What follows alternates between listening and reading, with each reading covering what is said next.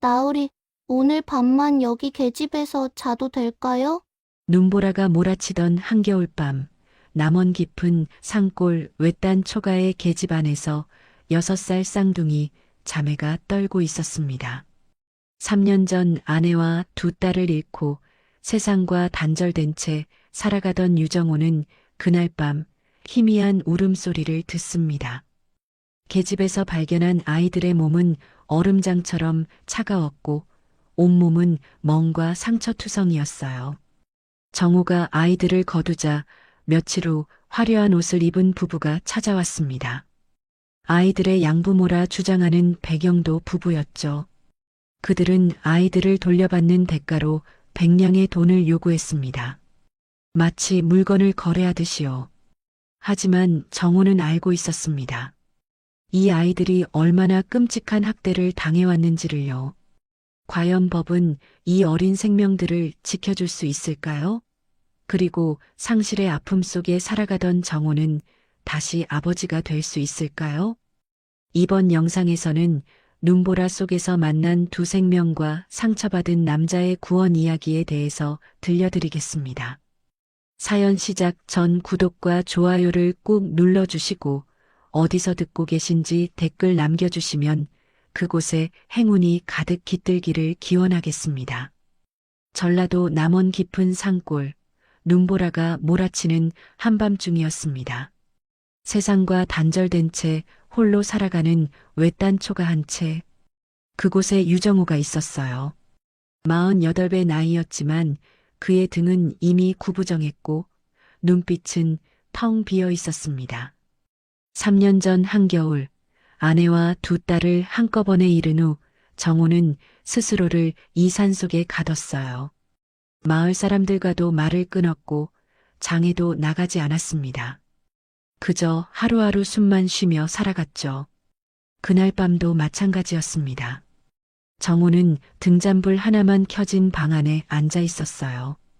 벽에 기대앉은 그의 그림자가 불빛에 따라 길게 흔들렸습니다. 손에는 낡은 술잔이 들려 있었고 눈앞에는 작은 목함이 놓여 있었어요. 정호는 천천히 그 함을 열었습니다. 안에서 나온 것은 은빛 비녀 하나. 아내가 생전에 즐겨 꽂던 물건이었죠. 정호의 손가락이 비녀를 쓰다듬었어요. 차가운 금속의 감촉이 손끝에 전해졌습니다. 한때 아내의 머릿결에 꽂혀 있을 때는 따뜻했을 텐데 이제는 차갑기만 했어요. 정호는 비녀를 다시 함 속에 넣고 뚜껑을 닫았습니다. 마치 과거를 다시 묻어버리듯이요. 밖에서는 눈보라가 거세게 불어왔습니다. 바람이 초가지붕을 흔들고 창호지를 때렸어요. 휙, 휙. 바람소리가 마치 누군가의 신음처럼 들렸습니다. 정호는 술잔을 입에 가져갔어요. 독한 술이 목구멍을 타고 내려갔지만 그의 표정은 변하지 않았습니다. 이미 감각이 무뎌진 지 오래였으니까요. 그때였습니다. 바람소리 사이로 뭔가 다른 소리가 섞여 들렸어요. 정호는 술잔을 내려놓고 귀를 기울였습니다. 처음에는 바람소리인 줄 알았어요. 하지만 조금 더 집중해서 들으니 분명 다른 소리였습니다. 희미하게 들려오는 울음소리였죠. 정호는 고개를 저었어요. 환청이겠거니 생각했습니다. 3년 동안 혼자 살다 보니 이따금 이런 일이 있었거든요. 죽은 아내의 목소리가 들리는 것 같고 딸들이 뛰어노는 소리가 들리는 것 같았어요.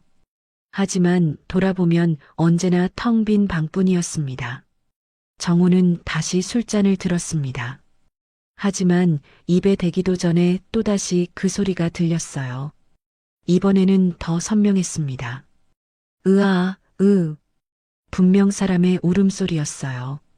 그것도 어린아이의 울음 같았습니다. 정호의 손이 멈췄어요. 술잔을 천천히 내려놓고 일어섰습니다. 혹시 마을에서 길 잃은 아이가 있나? 하지만 이 깊은 산골까지 올 리 없었어요. 게다가 이런 눈보라 속에서요. 정호는 다시 앉으려 했습니다. 그런데 울음소리가 또 들렸어요. 이번에는 더욱 애절했습니다. 으아앙, 엉엉. 마치 누군가 목이 터져라 울고 있는 것 같았어요. 정호의 가슴이 철렁 내려앉았습니다. 환청이 아니었어요. 분명 밖에 누군가 있었습니다. 정호는 망설이다 문을 열었어요. 순간 차가운 바람이 얼굴을 후려쳤습니다. 눈발이 방 안으로 날아들어왔죠.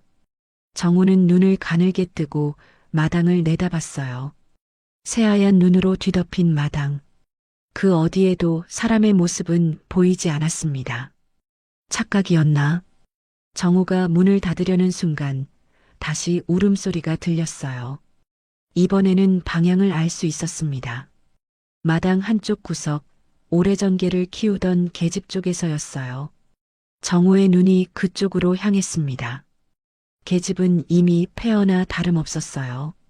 지붕은 반쯤 무너져 있었고 나무 기둥은 썩어가고 있었습니다. 3년 전 개가 죽은 후로 아무도 그곳을 거들떠보지 않았죠. 하지만 지금 그 계집에서 분명 소리가 들렸습니다.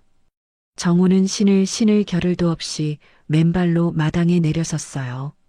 차가운 눈이 발바닥에 닿았지만 느낄 여유가 없었습니다. 그는 계집을 향해 걸어갔어요. 한 걸음, 두 걸음. 발자국이 눈 위에 찍혔습니다. 계집 앞에 도착한 정호는 몸을 숙였어요. 어둠 속이라 잘 보이지 않았습니다. 하지만 분명 그 안에서 소리가 났어요. 정호는 손을 뻗어 계집 안을 더듬었습니다. 그리고 뭔가 부드러운 것이 손에 닿았죠. 천조각이었어요. 아니, 옷이었습니다. 그것도 사람의 옷. 정호는 깜짝 놀라 손을 움츠렸어요. 하지만 곧 다시 손을 뻗었습니다. 이번에는 더 안쪽으로요. 그리고 그의 손에 작고 차가운 손이 닿았습니다. 정호의 심장이 쿵쾅거렸어요. 아이였습니다. 계집 안에 아이가 있었어요. 정호는 서둘러 계집 안을 들여다봤습니다. 어둠에 눈이 익자 희미하게 윤곽이 보였어요. 두 명의 아이가 서로 꼭 껴안은 채 떨고 있었습니다. 정호는 손을 뻗었어요. 아이들을 꺼내려고요. 하지만 그 순간 아이들이 움찔하며 뒤로 물러났습니다. 작은 몸이 계집 구석으로 더 깊이 파고들었어요. 정호는 손을 멈췄습니다. 괜찮다. 무서워 말거라. 정호의 목소리는 3년 만에 처음으로 다른 사람에게 건네는 말이었어요. 거칠고 떨렸습니다. 아이들은 여전히 움직이지 않았어요. 정호는 다시 손을 뻗었습니다. 이번에는 천천히 조심스럽게요. 드디어 아이 하나를 붙잡았습니다. 작은 몸을 조심스럽게 끌어안았어요. 아이의 몸은 얼음장처럼 차가웠습니다. 정호는 가슴이 철렁했어요. 서둘러 다른 아이도 안았습니다. 두 아이를 한꺼번에 품에 안고 일어섰죠. 아이들은 저항하지 않았어요. 이미 기력이 다한 것 같았습니다.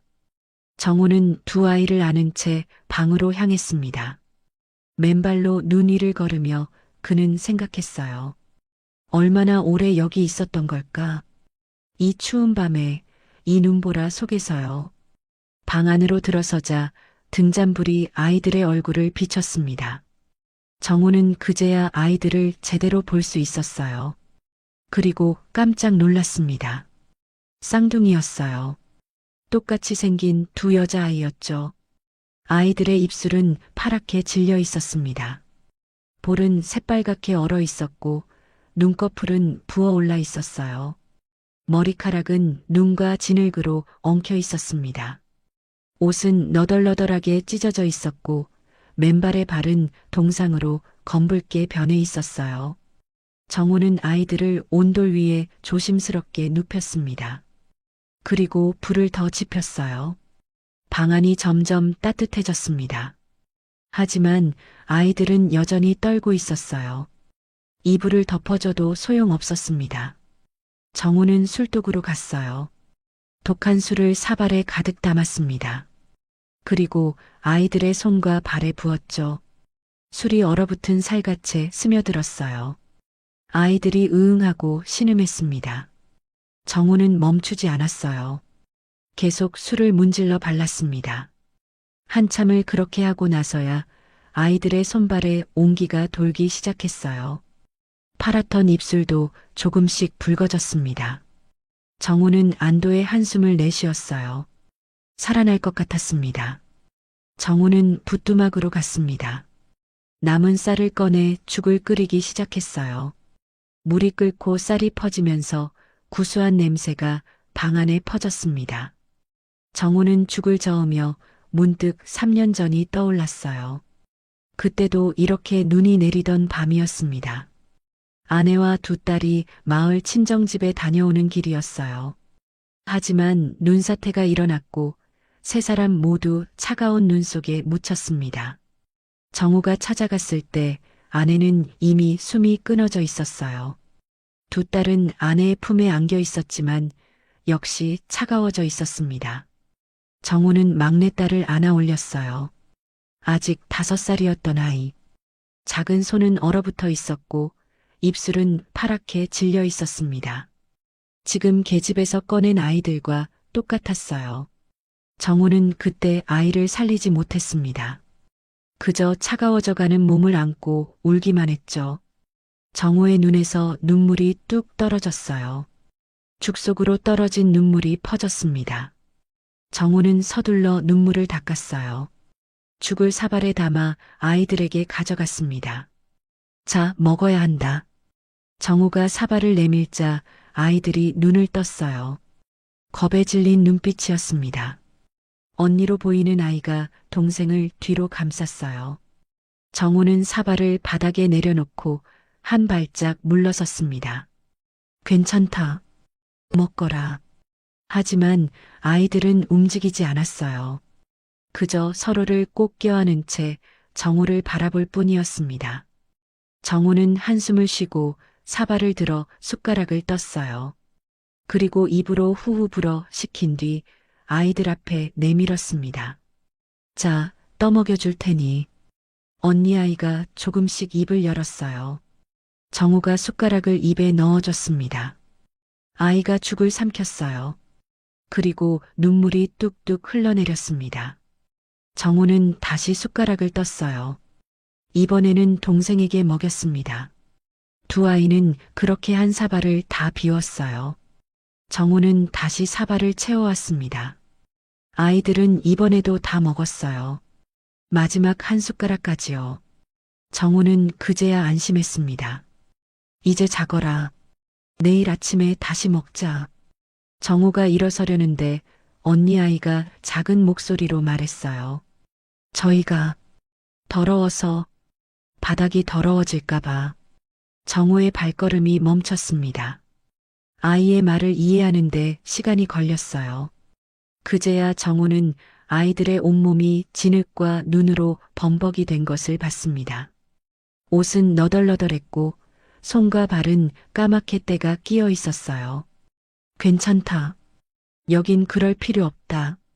정우는 다시 부뚜막으로 갔습니다. 물을 데워 대야에 담았어요.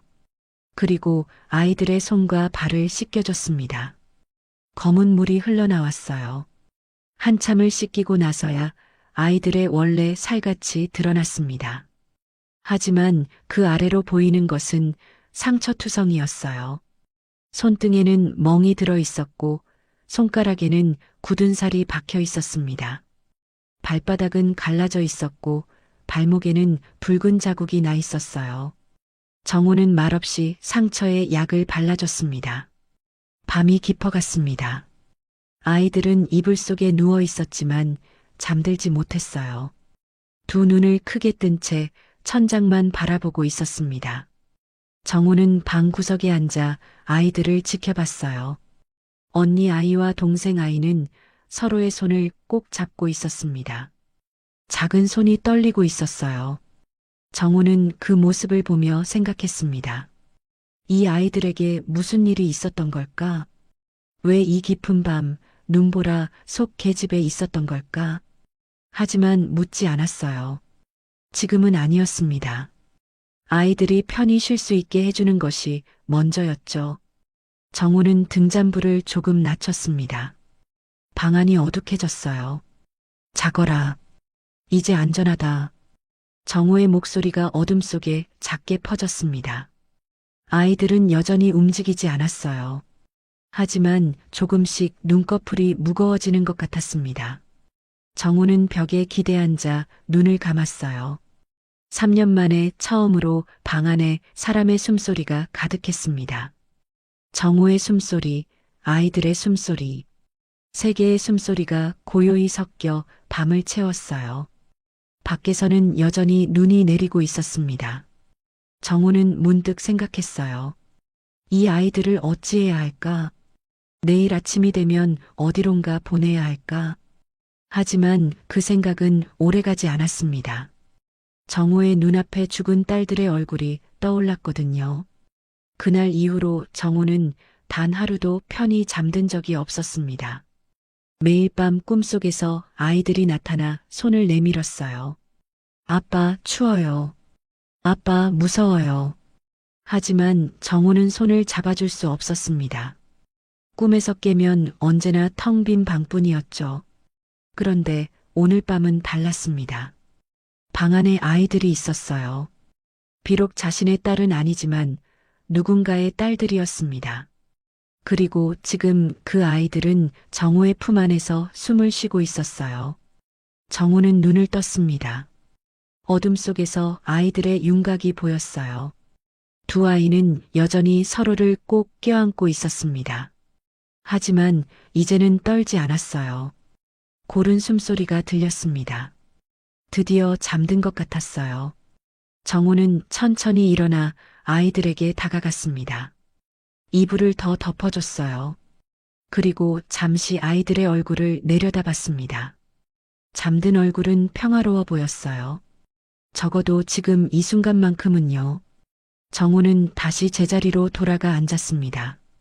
등잔불이 깜빡거렸어요. 기름이 얼마 남지 않은 것 같았습니다. 하지만 끄지 않았어요. 밤새도록 불을 켜두기로 했습니다. 혹시 아이들이 깨어 무서워할까 봐요. 눈은 계속 내렸습니다. 지붕 위에 소복이 쌓이는 소리가 들렸어요. 정우는 눈을 감았습니다. 오랜만에 마음이 조금 따뜻해지는 것 같았어요. 죄책감도 여전했지만 그보다는 뭔가 다른 감정이 가슴을 채웠습니다. 책임감이었을까요? 아니면 희망이었을까요? 정우는 알 수 없었습니다. 다만 한 가지는 확실했어요. 이 아이들을 다시 추위 속에 내보낼 수는 없다는 것. 적어도 봄이 올 때까지는요. 긴 겨울밤이 천천히 지나갔습니다. 세 사람의 숨소리만이 고요히 방 안을 채웠어요. 그리고 새벽이 밝아올 무렵 눈은 그쳤습니다. 하얗게 덮인 세상이 첫 햇살을 받아 반짝였어요. 정우는 눈을 뜨지 않았습니다. 오랜만에 편히 잠들어 있었거든요. 아이들도 마찬가지였어요. 세 사람 모두 깊은 잠에 빠져 있었습니다. 방 안은 따뜻했고 밖은 조용했습니다. 그렇게 절망 속 울음으로 시작된 밤이 지나갔어요. 그리고 새로운 인연이 싹트기 시작했습니다. 아이들을 거둔 지 나흘이 지났습니다. 정우는 매일 아침 일찍 일어나 불을 지폈어요. 아궁이에 장작을 넣고 불을 피우면 방 안이 따뜻해졌습니다. 아이들은 여전히 구석에 웅크리고 있었지만 이제는 떨지 않았어요. 하진과 하별. 정우는 아이들의 이름을 물었고 언니 아이가 작은 목소리로 대답했었죠. 하진이 언니였고 하별이 동생이었습니다. 6살이라고 했어요. 정우는 고개를 끄덕이고 더 묻지 않았습니다. 그날 아침도 정우는 죽을 끓였어요. 구수한 냄새가 방 안에 퍼졌습니다. 아이들은 죽 냄새를 맡으며 침을 꿀꺽 삼켰어요. 하지만 먼저 달라고 하지 않았습니다. 정우가 사발을 내밀 때까지 기다렸죠. 먹거라. 정우가 사발을 내밀자 하진이 두 손으로 받았습니다. 조심스럽게 떨어뜨리지 않으려 애쓰며요. 하별도 마찬가지였어요. 두 아이는 죽을 한 숟가락도 흘리지 않고 다 먹었습니다. 식사가 끝나고 정우는 장롱을 열었어요. 안에는 오래된 옷가지들이 접혀 있었습니다. 3년 전 아내와 딸들이 입던 옷이었죠. 정우는 한 번도 손대지 않았던 옷들을 꺼냈어요. 작은 치마 저고리 2벌이었습니다. 이거 입어라. 너희가 입던 옷은 다 해졌구나.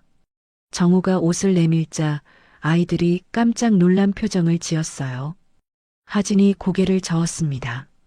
저희는 이런 옷 입으면 안 돼요. 왜 그러냐? 더러워져요. 저희가 입으면. 하진의 목소리가 점점 작아졌습니다. 정우는 가슴이 먹먹해졌어요. 아이들이 얼마나 학대받았으면 새 옷조차 입을 자격이 없다고 생각할까요? 여긴 그렇지 않다. 입거라. 정우는 옷을 아이들 곁에 두고 밖으로 나갔습니다. 잠시 후 아이들이 옷을 갈아입고 나왔어요. 조금 큰 옷이었지만 깨끗했습니다. 하진과 하별은 서로를 바라보며 작게 웃었어요. 정우도 따라 웃었습니다. 그날 오후였습니다. 정우가 마당에서 장작을 패고 있는데 누군가 찾아왔어요. 인근 주막을 하는 박서방이었습니다. 50대 중반의 수다스러운 사내였죠. 여보게, 정우. 오랜만일세. 박서방이 헛기침을 하며 다가왔습니다. 정우는 도끼를 내려놓고 박서방을 맞았어요. 무슨 일인가? 일이 있어서 온 게 아니라 그냥 인사나 할까 해서 말이야. 박서방은 둘러대며 마당을 기웃거렸습니다. 그러다 방 안을 슬쩍 보더니 눈이 커졌어요. 자네 집에 아이들이 있나? 정우는 대답하지 않았습니다. 박서방이 목소리를 낮췄어요. 혹시 쌍둥이 아이들 아닌가? 정우의 눈빛이 날카로워졌습니다. 박서방이 손을 내저었어요. 오해 말게. 나는 자네 편일세. 다만 마을에 소문이 돌아서 말이야. 무슨 소문? 쌍둥이 계집아이를 찾는다더군. 남원 인근 부잣집에서 말이야. 제 집종이었는데 도망쳤다나 뭐라나. 정우의 손에 힘이 들어갔습니다. 주먹을 꽉 쥐었다 풀었죠. 언제부터 그런 소문이? 사나흘쯤 됐을 거야.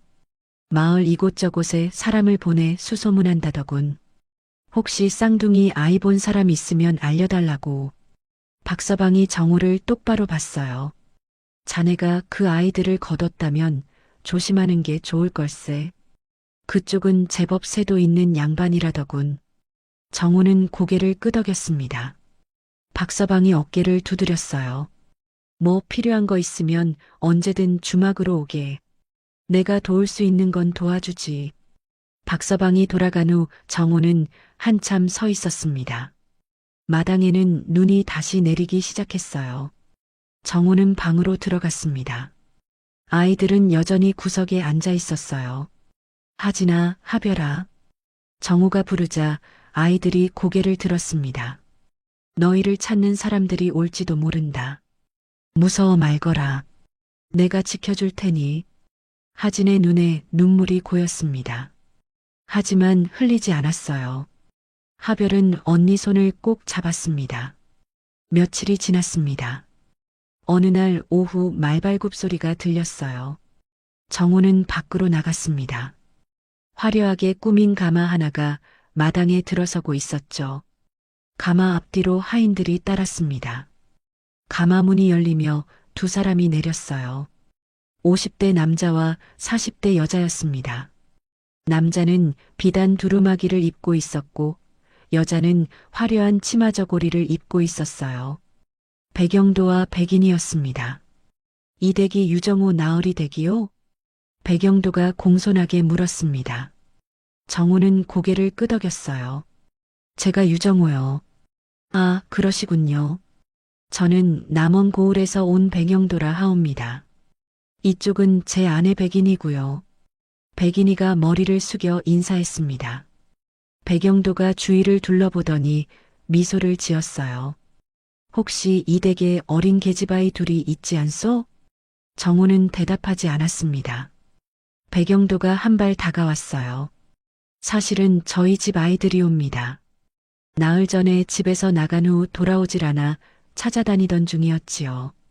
그 순간 방문이 살짝 열렸습니다. 하진과 하별이 틈새로 밖을 내다보고 있었어요. 백인이가 그 모습을 보고 소리쳤습니다. 어머, 저기 있네요. 하진아, 하별아. 백인이가 달려가려 하자 정우가 앞을 막았어요. 잠깐 기다리시오. 뭘 기다려요? 저희 아이들인데요. 백인이의 목소리가 높아졌습니다. 백영도가 아내를 말리며 정우에게 말했어요. 나으리께서 우리 아이들을 보살펴 주셨다니 감사할 따름이옵니다.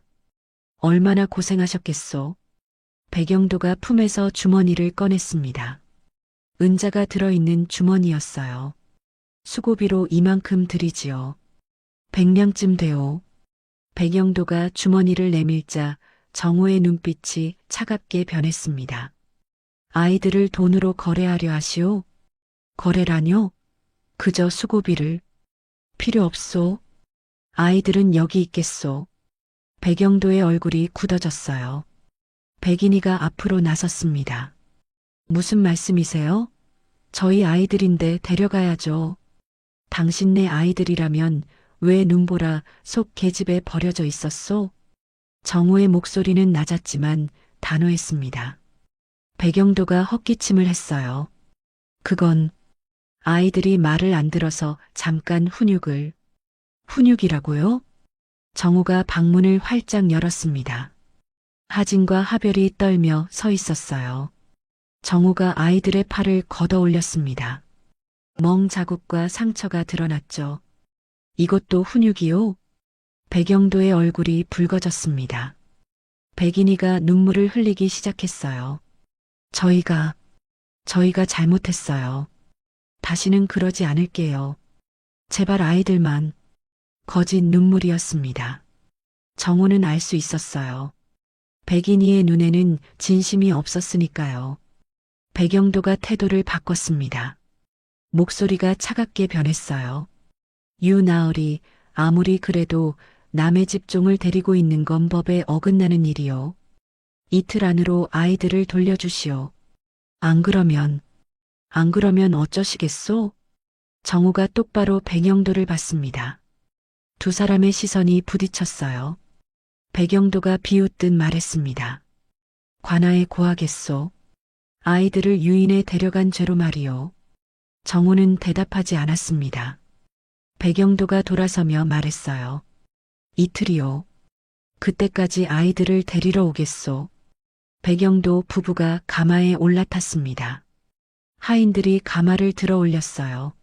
말발굽 소리가 점점 멀어졌습니다. 정우는 그제야 방 안으로 돌아갔어요. 하진과 하별이 바닥에 무릎을 꿇고 있었습니다.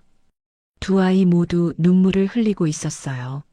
나으리, 저희 때문에 송구스럽습니다.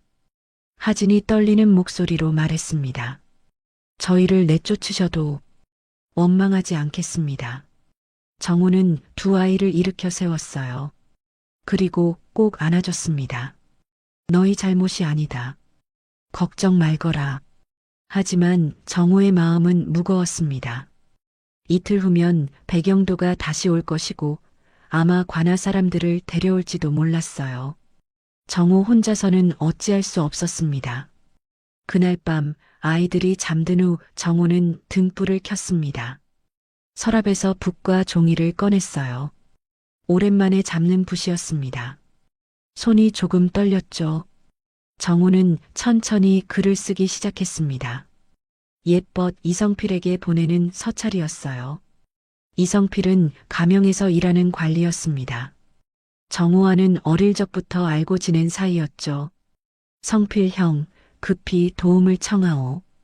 두 어린 목숨이 위태로우니. 정우는 밤새 서찰을 썼습니다. 아이들의 상황을 자세히 적었어요.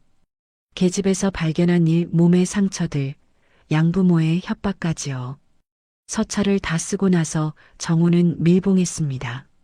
내일 아침 일찍 박서방에게 부탁해 가명으로 보내야겠다고 생각했어요.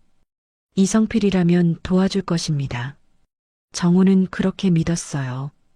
창밖으로 눈이 다시 내리기 시작했습니다. 하얀 눈송이가 마당을 덮어갔어요. 정우는 잠든 아이들을 바라봤습니다. 작은 얼굴들이 평화로워 보였어요. 꼭 지켜주마. 정우는 속으로 다짐했습니다. 어떤 일이 있어도 이 아이들을 다시 그 악한 사람들에게 보낼 수는 없었어요. 설령 법이 허락하지 않는다 해도요. 긴 밤이 지나갔습니다. 정우는 잠들지 못했어요. 등불을 켜둔 채 아이들을 지켰습니다. 혹시라도 밤중에 백영도가 몰래 찾아올까 봐요. 하지만 아무 일도 일어나지 않았습니다. 새벽이 밝아올 때까지 고요했어요. 정우는 눈을 감았습니다. 내일이면 이성필에게 서찰이 전해질 것입니다. 그리고 도움이 올 거예요. 정우는 그렇게 믿으며 눈을 감았습니다. 서찰을 보낸 지 사흘째 되는 날 새벽이었습니다. 정우는 마당에서 말발굽 소리를 들었어요. 여러 필의 말이 동시에 달려오는 소리였죠. 정우는 서둘러 밖으로 나갔습니다. 동이 트기 전 어스름 속에서 4명의 사람이 말에서 내렸어요. 맨 앞에 선 사람은 40대 초반의 사내였습니다. 검은 관복을 입고 있었죠. 이성필이었어요. 정우, 오랜만일세. 이성필이 다가와 정우의 손을 잡았습니다. 정우가 깊이 고개를 숙였어요. 형님, 일이 급히 와주셔서 고맙소. 무슨 말인가? 자네 서찰을 보고 어찌 가만히 있겠나? 이성필이 뒤를 돌아보며 손짓했습니다. 30대 중반으로 보이는 여인이 앞으로 나왔어요. 짙은 남색 치마 저고리를 입고 있었고 손에는 나무 상자를 들고 있었습니다. 이쪽은 가명 소속 의녀 민유아일세. 아이들 상태를 살펴볼 것이네. 민유아가 조용히 고개를 숙였습니다. 정우도 답례했어요. 이성필 뒤에는 군졸 2명이 서 있었습니다. 들어가세. 아이들이 아직 자고 있네. 정우가 앞장서 방으로 들어갔습니다. 하진과 하별은 이불 속에서 웅크리고 있었어요. 낯선 인기척에 눈을 뜬 아이들이 겁에 질린 표정으로 구석으로 물러났습니다. 민유아가 무릎을 꿇고 아이들과 눈높이를 맞췄어요. 부드러운 목소리로 말했습니다. 아가들아, 무서워 말거라. 나는 너희를 해치려는 게 아니란다. 하지만 아이들은 여전히 떨고 있었습니다. 정우가 다가가 아이들 곁에 앉았어요. 하진아, 하별아. 이분들은 나쁜 사람들이 아니다. 너희를 도와주러 오신 분들이야. 하진이 정우를 올려다봤습니다. 그리고 천천히 고개를 끄덕였어요. 하별도 언니를 따라 고개를 끄덕였습니다. 민유아가 나무 상자를 열었어요. 안에는 약재와 붓, 먹, 종이가 들어 있었습니다. 민유아가 조심스럽게 물었어요. 아가야, 옷을 조금 걷어 올려도 되겠니? 다친 곳을 봐야 한단다. 하진이 망설이다 저고리 소매를 걷어 올렸습니다. 가느다란 팔이 드러났어요. 그리고 그 위에 선명한 멍 자국들이 보였습니다. 파랗게 검붉게 든 멍들이었죠. 민유아의 손이 잠시 멈췄습니다.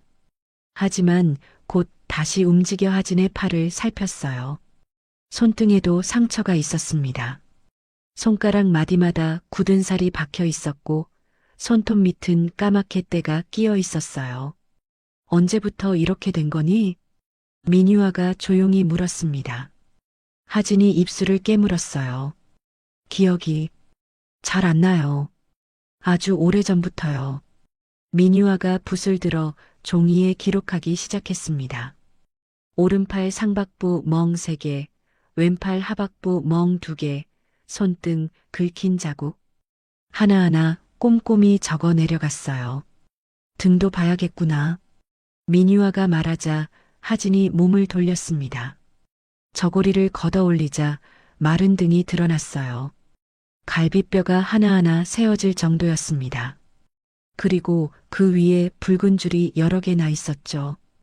이성필이 숨을 들이켰습니다. 정우는 주먹을 꽉 쥐었어요. 민유아는 표정을 바꾸지 않고 계속 기록했습니다. 이건 회초리 자국이구나. 네. 하진의 대답은 작았습니다. 민유아가 상처를 손가락으로 조심스럽게 짚었어요. 하진이 움찔했습니다. 아프니? 괜찮아요. 하진은 참으려 애썼습니다. 하지만 몸이 저절로 떨렸어요. 민유아가 붓을 다시 들었습니다. 등 부위 회초리 자국 5개, 오래된 상처와 새 상처 혼재. 이번에는 하별 차례였습니다. 하별도 언니와 똑같이 온몸에 상처가 있었어요. 팔, 다리, 등. 어느 곳 하나 성한 데가 없었습니다. 민유아가 하별의 발을 살폈습니다. 발바닥에는 굳은 살이 두껍게 박혀 있었고 발꿈치는 갈라져 있었어요.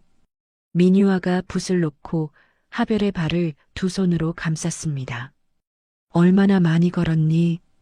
하별이 고개를 숙였습니다. 눈물이 뚝뚝 떨어졌어요. 민유아가 하별의 머리를 쓰다듬었습니다.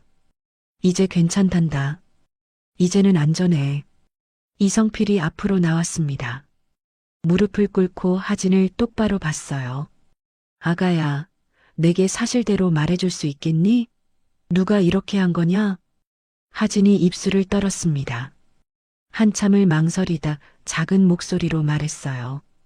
양아버지하고 양어머니요. 얼마나 오래 맞았니? 저희가 집에 온 게 작년 봄이에요. 그때부터요. 1년 넘게 맞아온 것입니다. 이성필의 눈빛이 날카로워졌어요. 왜 때렸니? 일을 못한다고, 밥을 엎질렀다고, 울었다고. 하진의 목소리가 점점 작아졌습니다. 이성필이 다시 물었어요. 도망친 건 언제니? 나흘 전이에요. 그날 저녁을 안 주셔서 배가 너무 고팠어요. 그래서 부엌에 몰래 갔는데 들키고. 하진이 말을 잇지 못했습니다. 하별이 대신 말했어요. 회초리로 10대나 맞았어요. 그리고 밖에 나가 있으라고. 눈이 오는데 아이들은 그렇게 밤새 계집에서 떨고 있었던 것입니다. 만약 정우가 발견하지 못했다면 얼어 죽었을 거예요. 민유아가 마지막으로 아이들의 목덜미를 살폈습니다.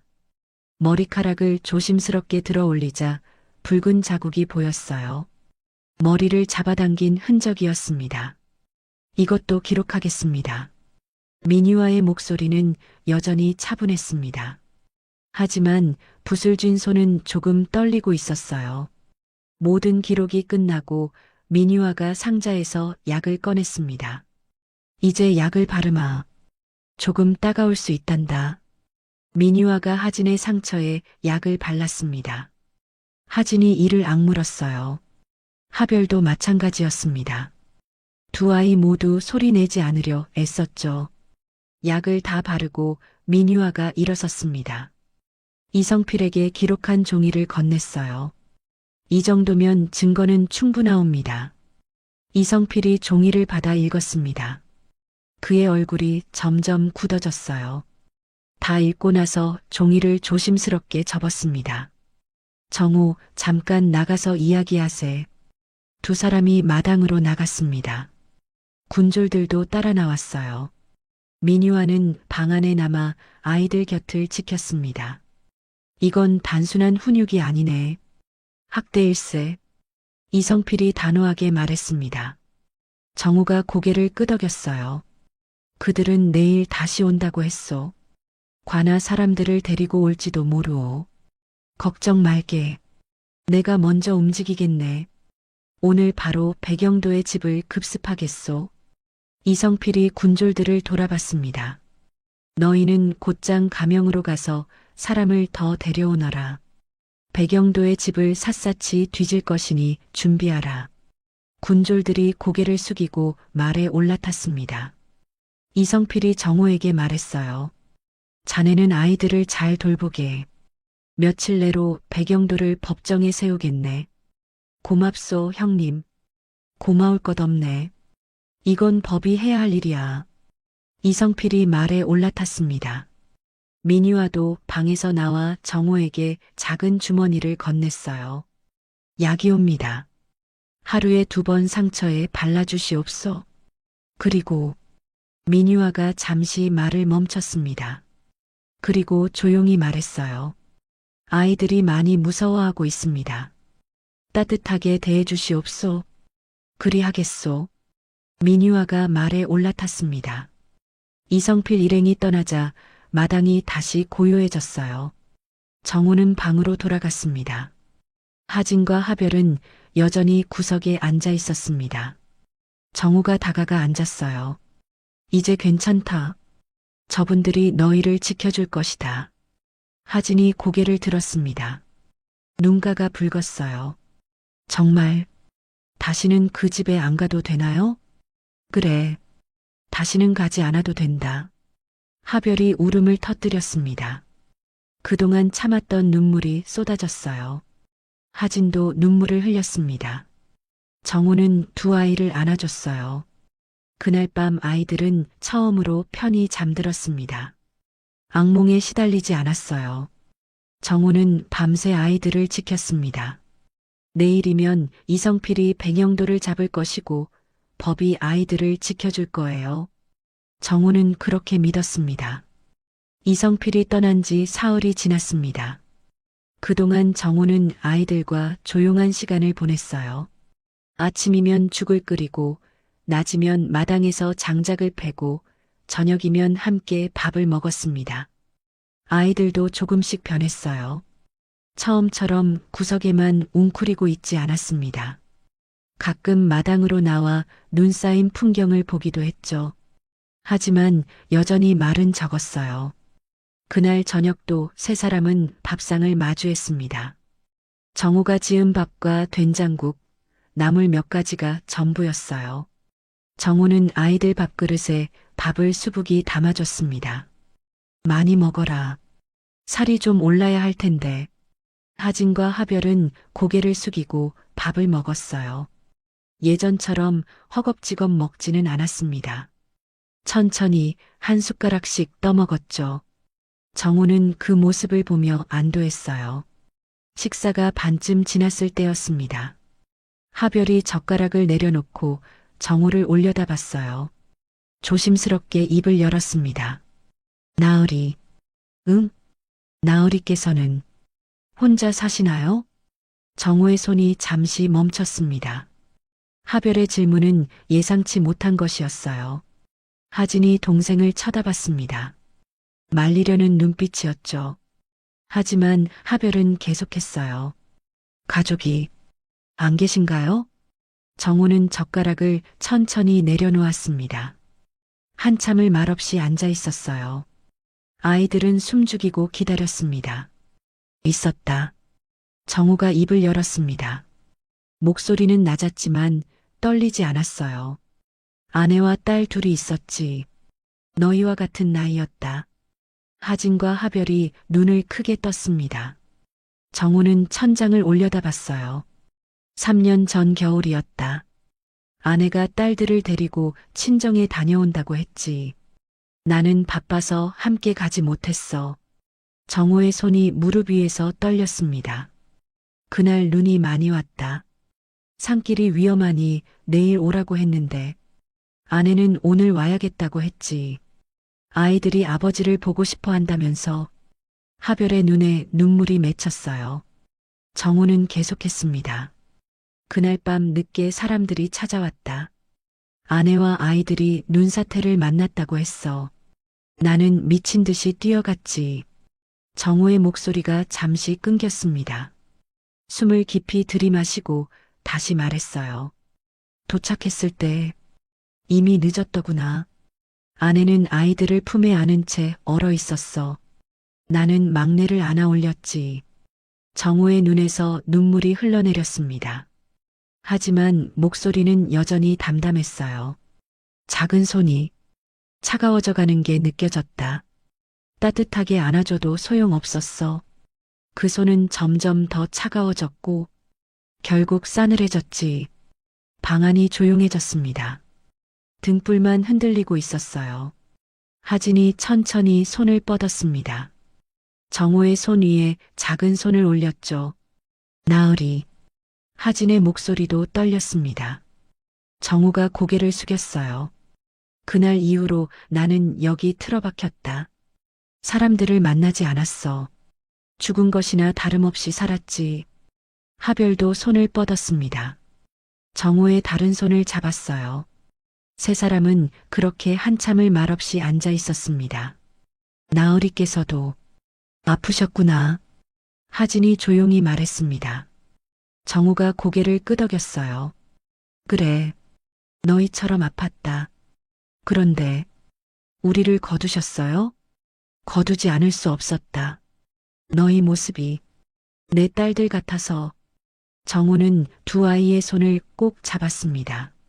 차가웠던 아이들의 손이 이제는 따뜻했어요. 내가 내 딸들을 지키지 못했다. 하지만 너희만큼은 지키고 싶구나. 하진과 하별이 동시에 고개를 숙였습니다. 눈물이 뚝뚝 떨어졌어요. 하지만 슬픈 눈물만은 아니었습니다. 그날 밤 세 사람은 서로의 아픔을 나눴어요. 말로는 다 표현할 수 없는 슬픔을. 그리고 그 슬픔을 함께 안으며 조금씩 치유되어 갔습니다.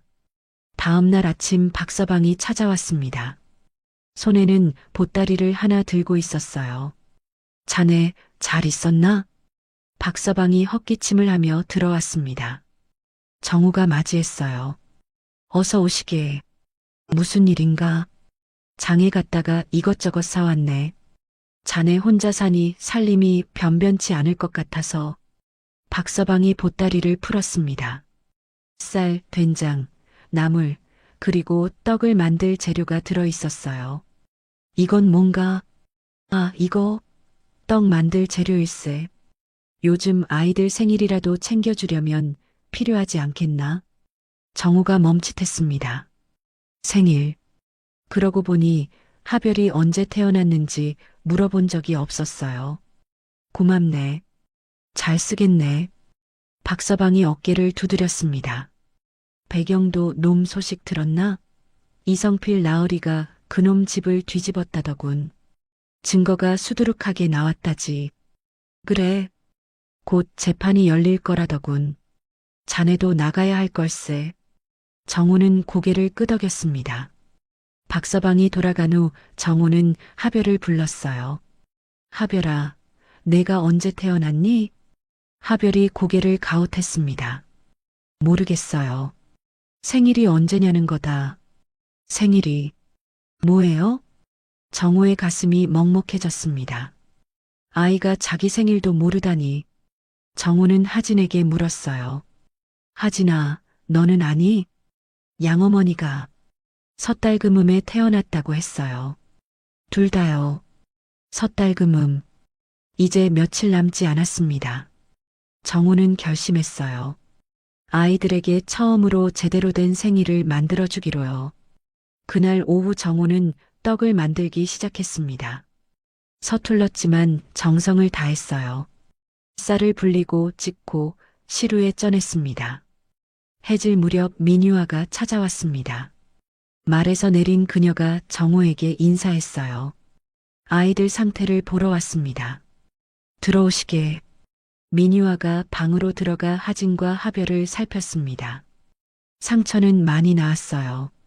아이들도 예전보다 얼굴에 생기가 돌았습니다. 잘 돌보셨습니다. 민유아가 정우에게 말했어요. 그리고 품에서 작은 주머니를 꺼냈습니다. 아이들 생일이라 들었습니다. 작은 것이지만 주머니 안에는 놀이개가 들어 있었어요. 작고 예쁜 매듭에 옥 장식이 달려 있었습니다. 이렇게까지 하시다니 아이들이 기뻐할 것 같아서요. 민유아가 하별에게 놀이개를 건넸습니다. 하별은 두 손으로 조심스럽게 받았어요. 눈이 휘둥그레졌습니다. 이게 제 거예요? 그렇단다. 생일 축하한다. 하별이 놀이개를 꼭 쥐었습니다. 그리고 눈물이 뚝 떨어졌어요. 고마워요. 민유아가 하별의 머리를 쓰다듬었습니다. 정우도 방으로 들어왔어요. 손에는 김이 모락모락 나는 떡을 담은 접시가 있었습니다. 자, 생일상이다. 정우가 아이들 앞에 떡을 놓았습니다. 크지 않은 상이었어요. 하지만 정성이 가득 담겨 있었습니다. 하진과 하별은 떡을 바라봤습니다. 두 아이 모두 눈물을 흘렸어요. 정우가 무릎을 꿇고 아이들과 눈높이를 맞췄습니다. 생일 축하한다.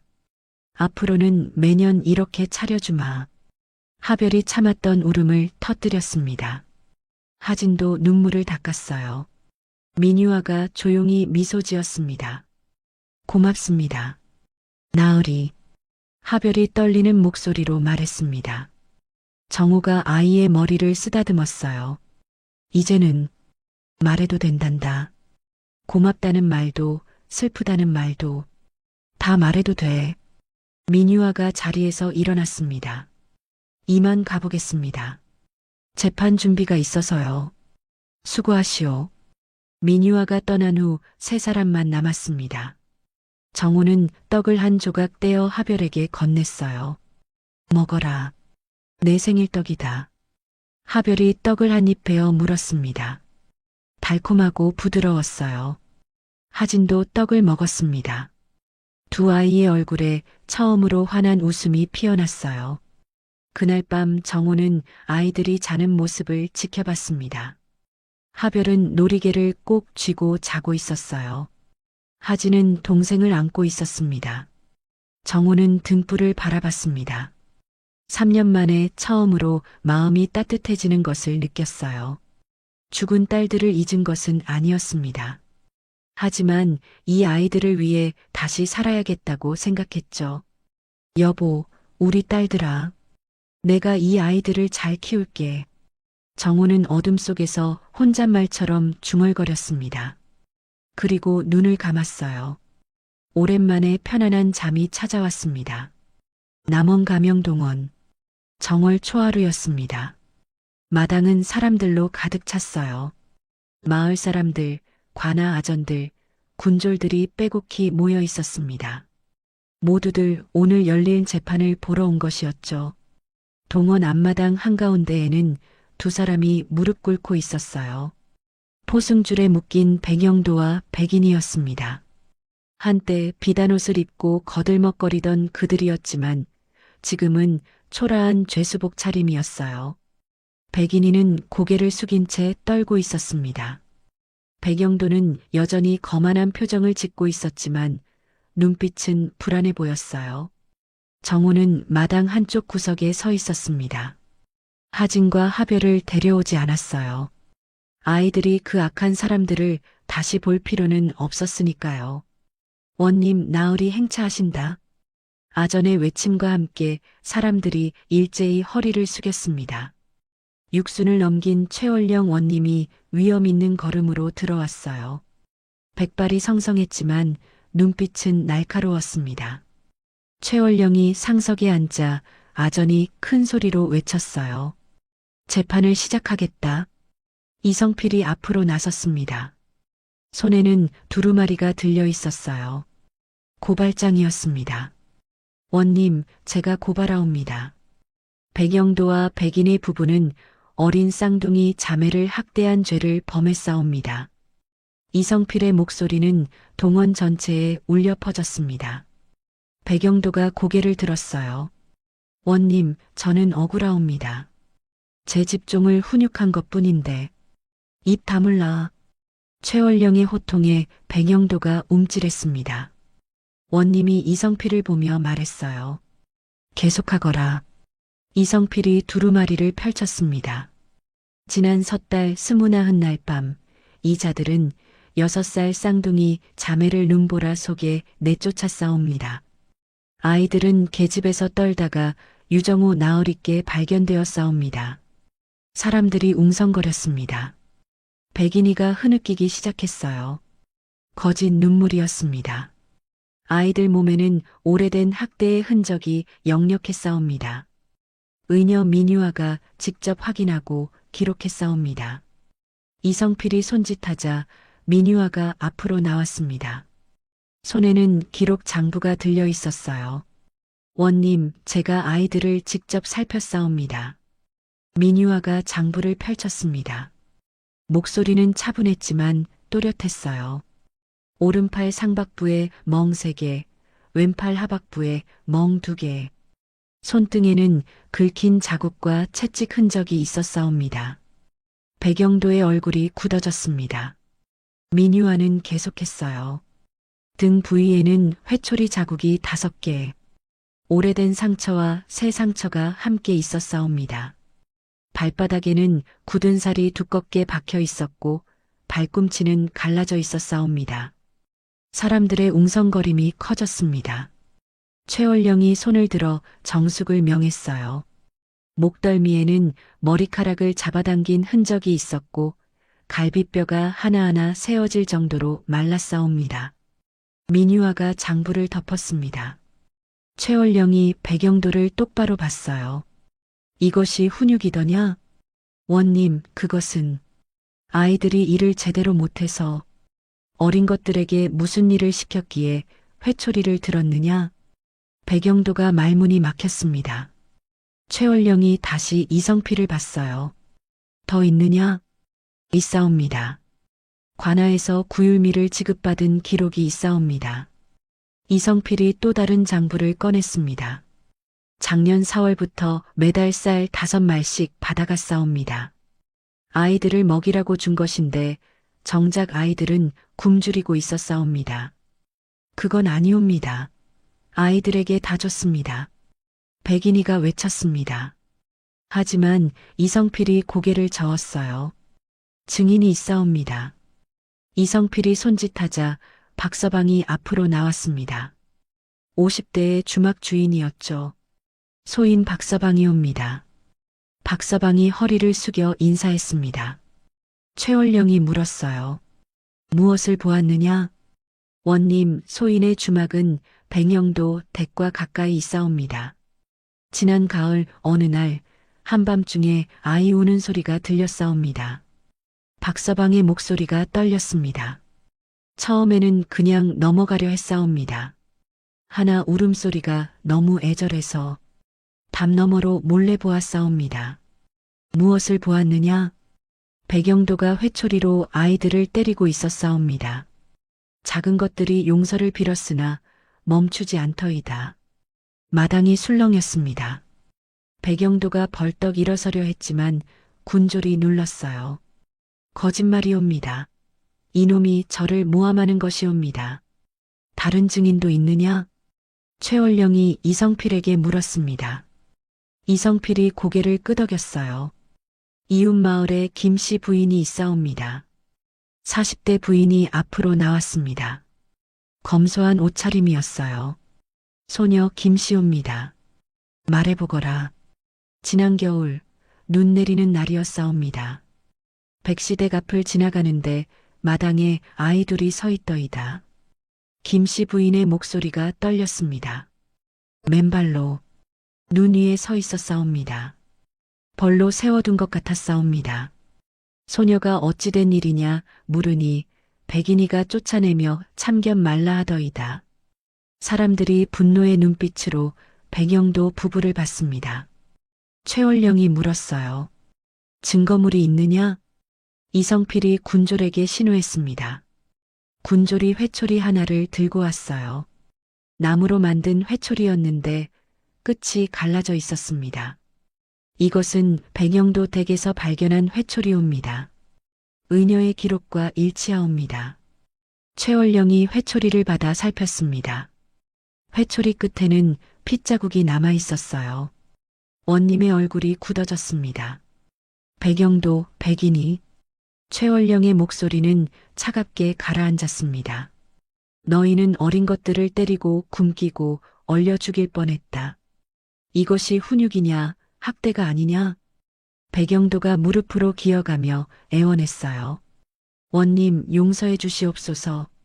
소인이 잘못했사옵니다. 이제 와서 용서를 구하느냐? 백인이도 엎드려 울었습니다. 원님, 저희가 미쳤었사옵니다. 다시는 그러지 않겠사옵니다. 최월령이 손을 들어 둘을 제지했습니다. 너희가 아이들을 데려온 이유가 무엇이냐? 백영도가 입술을 떨었습니다. 대답하지 못했어요. 이성필이 말했습니다. 원님, 이들은 관아에서 구휼미를 받기 위해 아이들을 데려왔사옵니다. 쌀을 타가되 아이들에게는 주지 않고 팔아 돈을 벌었사옵니다. 사람들이 분노로 웅성거렸습니다. 최월령이 회초리를 내던졌어요. 바닥에 떨어진 회초리가 딱 소리를 냈습니다. 아이를 키운다는 이름으로 장사를 했구나. 어린 것들의 고통으로 배를 불렸구나. 원님, 입 다물라. 최월령의 호통에 동원 전체가 조용해졌습니다. 원님이 천천히 입을 열었어요. 아이를 키우는 것은 하늘이 내린 책임이다. 돈을 벌 수단이 아니다. 마당의 모든 사람이 숨죽였습니다. 최월령이 판결을 내렸어요. 백영도, 백인이, 너희의 죄는 명백하다. 원님, 곤장 50대에 처한다. 백인이가 비명을 질렀습니다. 백영도는 얼굴이 새하얗게 질렸어요. 그리고 최월령이 잠시 말을 멈췄습니다. 유배형에 처한다. 제주도로 보내라. 원님, 원님. 백영도 부부가 울부짖었습니다. 하지만 최월령은 흔들리지 않았어요. 당장 형을 집행하라. 군졸들이 백영도를 끌고 갔습니다. 형틀에 엎드리게 한 후 몽둥이를 들었어요. 첫 번째 곤장이 등을 내리쳤습니다. 퍽! 백영도가 비명을 질렀습니다. 두 번째, 세 번째 곤장이 이어졌어요. 사람들은 말없이 지켜봤습니다. 동정하는 이는 아무도 없었죠. 정우는 멀리서 그 모습을 봤습니다. 가슴이 후련했어요.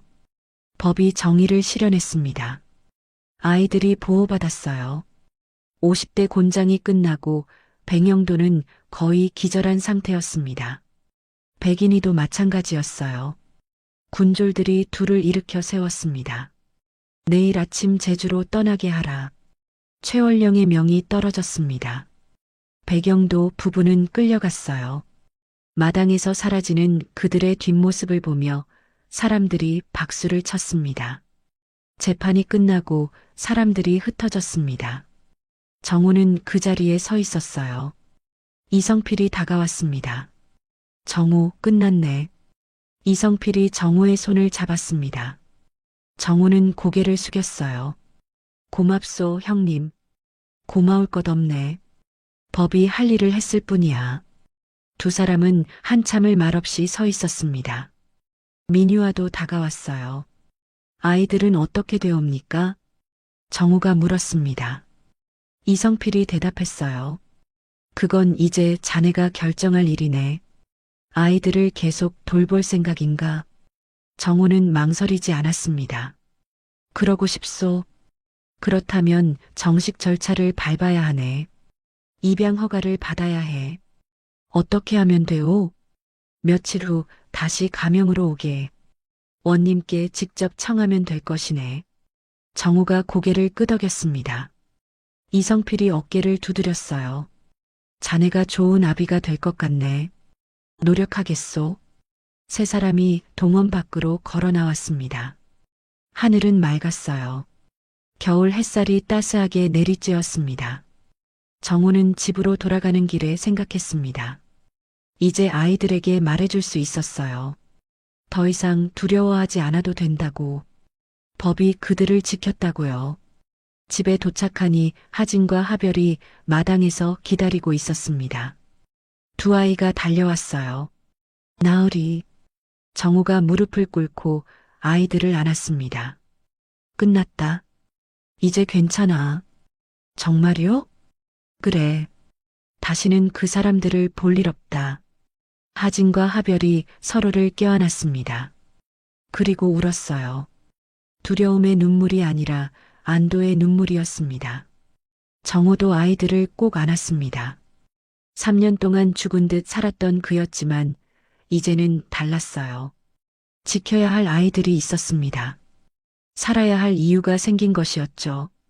그날 밤 세 사람은 처음으로 마음 편히 잠들었습니다. 법이 정의를 세웠고 악은 벌을 받았어요.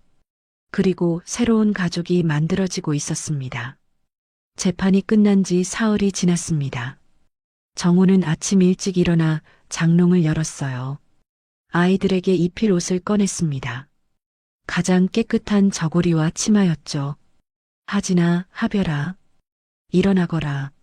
아이들이 눈을 비비며 일어났습니다. 정우가 옷을 내밀었어요. 오늘 가명에 가야 한다. 이거 입어라. 하진이 옷을 받아들며 물었습니다. 가명에는 왜 가요? 원님께서 너희를 보고 싶어 하신단다. 아이들의 얼굴이 긴장으로 굳어졌어요. 정우가 아이들의 머리를 쓰다듬었습니다. 무서워 말거라. 좋은 일이 있을 거다. 아이들이 옷을 갈아입었습니다. 정우는 머리를 곱게 빗겨줬어요. 하진과 하별은 거울을 보며 낯선 자신의 모습에 놀랐습니다. 우리가 이렇게 예쁘게 될 수 있어요? 하별이 작은 목소리로 물었습니다. 정우가 웃었어요. 원래 예쁘다. 이제야 제대로 보이는 것뿐이야. 아침 식사를 마치고 세 사람은 집을 나섰습니다. 마을 어귀에서 이성필이 기다리고 있었어요. 말 한 피를 끌고 있었습니다. 정우 왔구나. 이성필이 반갑게 맞이했습니다. 그의 시선이 아이들에게 갔어요. 아이들이 많이 좋아 보이는구나. 덕분이요, 형님. 자, 이 말을 타고 가게. 아이들은 걷기 힘들 테니. 정우가 아이들을 말에 태웠습니다. 하진과 하별은 처음 타보는 말에 조금 무서워했어요. 하지만 정우가 말고삐를 잡고 걸으니 안심했습니다. 가명까지는 한 시즌쯤 걸렸습니다. 그동안 아이들은 말없이 주위를 둘러봤어요. 마을 사람들, 장에 가는 사람들, 물을 깃는 안악들. 모두가 신기했습니다. 가명에 도착하니 아전이 나와 맞이했어요. 원님께서 기다리고 계십니다. 정우와 아이들은 이성필을 따라 안으로 들어갔습니다. 넓은 마당을 지나 작은 건물로 향했어요.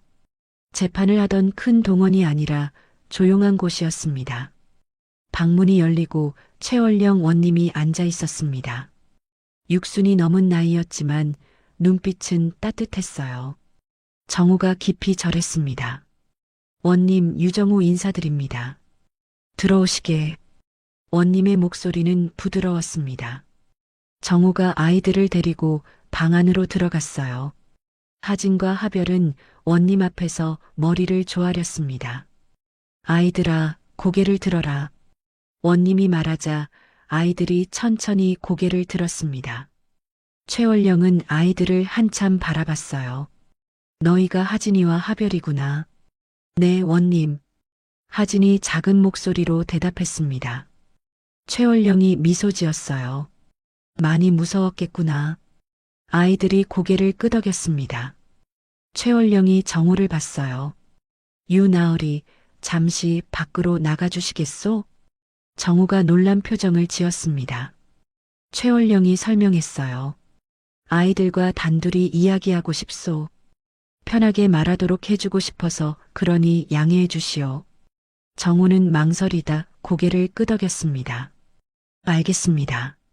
정우가 밖으로 나가자 방 안에는 원님과 아이들만 남았습니다. 최월령이 방석을 가리켰어요. 이리 와서 앉거라. 하진과 하별이 조심스럽게 다가가 앉았습니다. 최월령도 높은 자리에서 내려와 아이들 맞은편에 앉았어요. 너희에게 묻고 싶은 것이 있구나. 네, 원님. 너희는 누구와 함께 살고 싶으냐? 하진과 하별이 서로를 봤습니다. 긴 침묵이 흘렀어요. 최월령은 재촉하지 않았습니다. 그저 조용히 기다렸죠. 한참 후 하진이 입을 열었습니다. 저희는 목소리가 떨렸습니다. 하진이 숨을 깊이 들이마셨어요. 유나으리와 함께 살고 싶어요. 왜 그러냐? 하진이 고개를 들어 원님을 똑바로 봤습니다. 나으리께서 저희를 버리지 않으셨어요. 버리지 않았다는 게 무슨 뜻이냐? 저희가 더럽고 쓸모없고 아무것도 할 줄 모르는데도 나으리께서는 저희를 거두셨어요. 하진의 눈에 눈물이 고였습니다. 밥을 주시고 옷을 주시고 따뜻한 방을 주셨어요. 아무것도 요구하지 않으셨어요. 하별도 고개를 끄덕이며 말했습니다. 저희는 처음 웃어봤어요. 최월령의 눈가가 촉촉해졌습니다. 웃어본다는 게 무슨 뜻이냐? 저희는 태어나서 한 번도 웃어본 적이 없었어요. 그런데 나으리 댁에서는 웃을 수 있었어요. 하별의 목소리도 떨렸습니다. 나으리께서 생일떡을 만들어 주셨어요. 생일이 뭔지도 몰랐는데 아이의 말이 끊어졌습니다. 눈물이 뚝뚝 떨어졌어요. 최월령이 손수건을 꺼내 하별에게 건넸습니다. 닦거라. 하별이 손수건을 받아 눈물을 닦았습니다. 최월령이 다시 물었어요. 그렇다면 유나으리를 아버지라 부르고 싶으냐? 하진과 하별이 동시에 고개를 끄덕였습니다. 네, 아버지라 부르고 싶어요. 두 아이의 목소리는 처음으로 확신에 차 있었습니다. 최월령이 미소 지었어요. 알겠다. 원님이 일어나 문을 열었습니다. 밖에서 기다리던 정우가 고개를 들었어요. 들어오시게. 정우가 들어오자 최월령이 자리를 권했습니다. 정우는 아이들 옆에 앉았어요. 최월령이 정우를 봤습니다. 유나으리, 이 아이들을 진정 거두고 싶으신가? 정우가 무릎을 꿇었습니다. 그렇습니다, 원님. 왜 그러하시오? 자네에게는 이미 아픈 상실이 있지 않았소? 정우의 손이 떨렸습니다. 그렇기 때문이옵니다. 무슨 뜻인가? 소희는 제 딸들을 지키지 못했습니다. 정우의 목소리가 갈라졌습니다. 차가운 눈 속에서 얼어 죽어가는데 막지 못했습니다. 그 죄책감에 3년을 죽은 듯 살았습니다. 최월령이 조용히 들었습니다. 하지만 이 아이들을 만났습니다. 눈보라 속 계집에서 떨고 있는 이 아이들을 보았을 때 제 딸들이 떠올랐습니다. 정우가 하진과 하별을 바라봤어요. 이번에는 지키고 싶습니다. 또 잃을까 두렵습니다. 하지만 이 아이들 없이 사는 것이 더 두렵습니다. 방 안이 조용해졌습니다. 문 밖에서 듣고 있던 민유아의 눈에도 눈물이 맺혔어요. 이성필도 고개를 돌렸습니다. 최월령이 천천히 고개를 끄덕였습니다. 진심을 보았소. 원님이 자리에서 일어났습니다. 아전을 불렀어요. 입양 문서를 가져오너라. 아전이 문서를 가져왔습니다. 최월령이 붓을 들었어요. 이제부터 이 아이들은 유정호의 딸이 되느니라. 붓으로 문서에 글을 쓰기 시작했습니다. 정우는 숨을 참았어요. 하진과 하별도 손을 꼭 잡고 지켜봤습니다. 이름은 유하진, 유하별로 하겠노라. 최월령이 문서에 도장을 찍었습니다. 그리고 정우에게 건넸어요. 이제 자네의 딸들이요. 정우가 두 손으로 문서를 받았습니다. 손이 떨려 문서가 흔들렸어요. 하진과 하별이 정우를 올려다봤습니다. 아버지. 하진이 조심스럽게 불렀습니다. 처음으로 부르는 호칭이었어요. 정우는 눈물을 참을 수 없었습니다. 그래, 내 딸들아. 정우가 두 아이를 꼭 안았습니다. 하진과 하별도 정우를 안았어요. 세 사람은 그렇게 한참을 안고 있었습니다. 최월령이 조용히 미소 지었습니다. 민유아와 이성필도 방 안으로 들어왔어요. 민유아가 축하의 말을 건넸습니다. 축하드립니다. 이성필도 정우의 어깨를 두드렸어요. 잘했네, 정우. 정우는 일어나 원님께 깊이 절했습니다. 은혜 잊지 않겠습니다. 잘 키우시게. 그것이 내게 보답하는 길이요. 세 사람이 가명을 나섰습니다. 하늘은 맑았어요. 겨울 햇살이 따스하게 비쳤습니다. 정우는 입양 문서를 품에 넣었어요.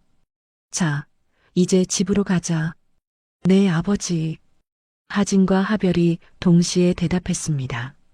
두 아이는 이제 주저하지 않았어요. 당당히 아버지를 불렀습니다. 집으로 돌아가는 길 하별이 정우의 손을 잡았습니다. 하진도 웃으며 말했습니다. 이제 우리는 진짜 가족이에요. 그래, 진짜 가족이다. 정우는 두 딸의 손을 꼭 잡았습니다. 3년 만에 처음으로 가슴이 따뜻해졌어요. 이제는 혼자가 아니었습니다. 지켜야 할 가족이 있었죠. 세 사람은 집으로 향했습니다. 새로운 가족으로서의 첫걸음이었어요. 가명에서 돌아온 세 사람은 집에 도착했습니다. 해가 서산으로 넘어가고 있었어요. 정우는 부뚜막에 불을 지폈습니다. 저녁을 준비하려던 참이었죠. 하지만 문득 마당을 바라보다 멈췄습니다. 저 구석, 폐허가 된 계집이 눈에 들어왔어요. 그곳에서 모든 것이 시작되었습니다. 하진아, 하별아. 정우가 아이들을 불렀습니다. 해지기 전에 가야 할 곳이 있다. 어디요, 아버지? 따라오너라. 정우는 아이들을 데리고 마당으로 나갔습니다. 천천히 걸어 계집 앞에 섰어요. 지붕은 여전히 반쯤 무너져 있었고 나무 기둥은 썩어가고 있었습니다. 하진과 하별이 계집을 보며 몸을 떨었습니다. 그날 밤이 떠올랐거든요. 눈보라 속에서 떨던 그 밤이요. 정우가 무릎을 꿇었습니다. 아이들도 따라 무릎을 꿇었어요. 정우는 품에서 들꽃 몇 송이를 꺼냈습니다. 집 뒤편에서 꺾어온 것이었죠. 여기서 우리는 만났다. 정우의 목소리는 낮았지만 또렷했습니다. 여기서 너희는 살았고 나는 다시 살게 되었다. 정우가 들꽃을 계집 앞에 놓았습니다.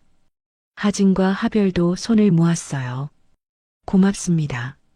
하진이 작은 목소리로 말했습니다. 누구에게 하는 말인지는 분명하지 않았어요. 하늘에게, 운명에게, 아니면 이 계집에게. 하별이 계집을 손으로 천천히 만졌습니다. 썩은 나무의 거친 감촉이 느껴졌어요. 여기서 죽을 뻔했어요. 하별의 목소리가 떨렸습니다. 하지만 여기서 아버지를 만났어요. 정우는 두 아이를 바라봤습니다. 작은 손들이 계집을 쓰다듬고 있었어요. 정우도 손을 뻗어 계집을 만졌습니다. 이곳을 기억하자. 우리가 가족이 된 곳이니. 세 사람은 그렇게 한참을 앉아 있었습니다. 말은 없었지만 마음이 통했어요. 저마다 그날 밤을 떠올렸습니다. 하진은 동생 손을 꼭 잡고 떨던 그 순간을 기억했습니다. 죽음이 곧 올 것 같았던 그 밤을요. 하별은 희미하게 들려오던 발소리를 기억했어요. 누군가 다가오는 소리였죠. 정우는 계집 문을 열었을 때를 떠올렸습니다. 어둠 속에서 떨고 있던 작은 몸둘. 3년 전 잃은 딸들이 겹쳐 보였던 그 순간을요. 해가 완전히 지기 시작했습니다. 하늘이 붉게 물들었어요. 정우가 일어섰습니다. 이제 들어가자. 밥을 먹어야지. 하진과 하별도 일어섰습니다. 하지만 돌아서기 전 한 번씩 계집을 돌아봤어요. 고개를 숙여 인사했습니다. 감사했습니다. 두 아이가 동시에 말했습니다. 그리고 돌아섰어요. 정우를 따라 방으로 향했습니다. 마당에는 계집만 남았습니다. 저녁 바람이 불어와 계집을 흔들었어요. 삐걱 소리가 났습니다. 마치 대답하는 것 같았죠. 방 안으로 들어온 세 사람은 저녁상을 차렸습니다. 정우가 지은 밥과 된장국이 전부였어요. 하지만 마음만은 풍성했습니다. 아버지. 하진이 밥을 먹다 말고 정우를 불렀습니다. 응? 저희 여기서 오래오래 살 수 있어요? 정우가 밥그릇을 내려놓았습니다. 하진을 똑바로 봤어요. 그럼 영원히 함께 살자. 정말요? 정말이다. 아버지가 약속한다. 하별도 눈을 반짝이며 물었습니다. 그럼 우리는 이제 다시는 떠나지 않아도 돼요? 그래. 다시는 떠날 일 없다. 두 아이가 환하게 웃었습니다. 정우도 따라 웃었어요. 오랜만에 방 안에 웃음소리가 가득했습니다. 밤이 깊어갔습니다.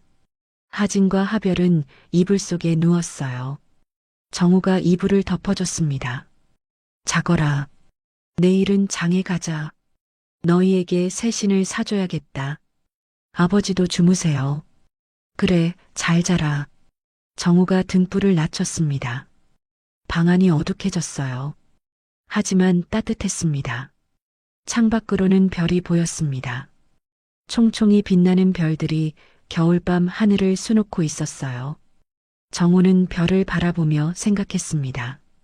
여보, 우리 딸들. 저 하늘에서 보고 있겠지?